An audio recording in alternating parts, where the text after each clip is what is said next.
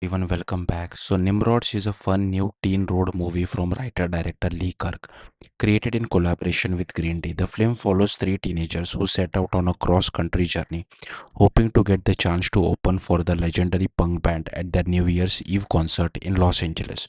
What makes Nimrods unusual is that it is inspired by real anecdotes from Green Day's youth, but it is not a traditional biopic. The characters and story are fictional, allowing the movie to tell its own coming of age story without being restricted by the band's actual history. However, the approach creates one of the film's biggest problems. Although the story takes place in the present day and stars recognizable young actors like Mason Thames and McKenna Grace, the teenagers often feel they belong to the late 1980s or early 1990s. There are moments when it becomes easier to forget that this is supposed to be a modern story. The movie works best when it ignores smartphones and modern technology and focuses on the relationship between its characters. That makes the film feel almost like a fantasy version of teenage life, but it also gives the story a nostalgic charm. At the center are Tommy, Fred, and Chad, members of a garage band called Unlocked Dogs. Tommy and Fred are confident best friends who dream of living the punk rock lifestyle, while Chad is their more nervous and responsible drummer.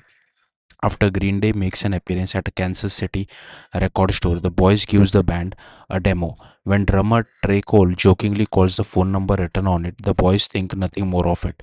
But Tommy's older brother Wayne later decides to prank them by pretending Green Day wants Analog Dogs to open their New Year's Eve concert. The jokes go much further than expected when Tommy actually steals Wayne's car and sets off for Los Angeles with his friends. From there, Nimrods become an episodic road trip filled with unexpected problems, funny encounters, and new relationships. The journey is not particularly original, but the young cast makes it entertaining.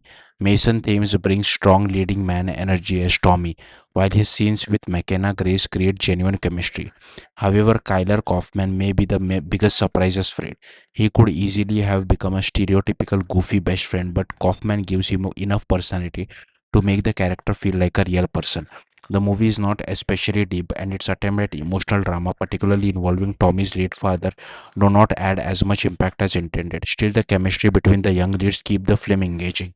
The final section surrounding Green Day's Los Angeles concert is the movie's strongest stretch and delivers an uplifting conclusion. Overall, Nimrods is a light, entertaining teen road movie that succeeds mainly because of its talented young cast. It may struggle to feel completely authentic as modern story, but the chemistry between its character and its playful road trip energy makes it an enjoyable watch. Nimrods releases in theaters on August 14, 2026. Thank you for watching. Bye.